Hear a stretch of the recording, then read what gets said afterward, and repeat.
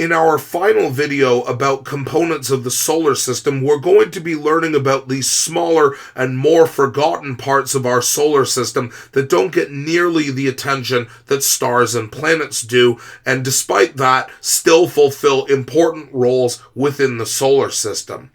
The main group of these that we can see by starting at the orbit of Mars, the outermost of the inner planets, and if we skip over to the closest of the outer planets, Jupiter, we can see that we skip over this ring of space right here, which is what we call the asteroid belt.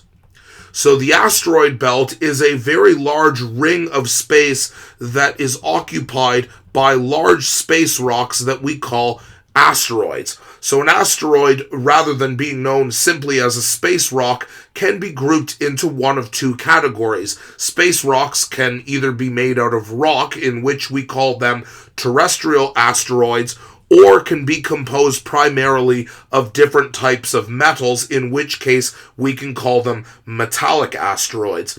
So the interest that the asteroid belt has for Earth is that there are potentially limitless amounts of untapped mineral wealth in the rocks and the metals that exist within the asteroids. The problem is, of course, bringing these asteroids back to the Earth, which is an engineering challenge that probably will not be met for centuries.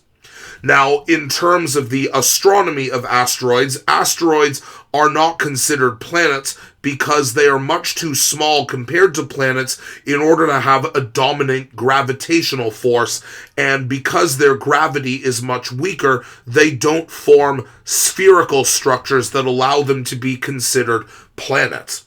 Now, as to why the asteroid belt exists and why it exists between the orbits of Mars and Jupiter, there are actually two competing theories. One of these theories states that multiple smaller planets once existed in the orbits between Mars and Jupiter, but that these smaller planets actually collided with each other and fragmented into the space rocks that now form the asteroid belt. A more likely and less exciting explanation, however, has to do with the gravitational effects of Jupiter. So gravity is the force that actually causes space rocks such as asteroids to congeal together in order to form planets. But due to the close presence of Jupiter, the second strongest force of gravity within the solar system, only behind the sun, the hypothesis is that the gravitational effects of Jupiter actually prevented the asteroids from coming together and forming a single planetary structure, and thus they remain in the asteroid belt. Now, smaller asteroids, if typically asteroids are between 10 and hundreds of kilometers in length, but smaller asteroids are what we call meteoroids, and from the word meteoroid we can derive the word meteor, which is the word that we use when space rocks enter the Earth's atmosphere and burn up in the atmosphere, forming what we colloquially call shooting stars. Now, meteoroid is a general classification. Meteoroids can be as small as the dust particles that burn up in the atmosphere, or can be as large as cars.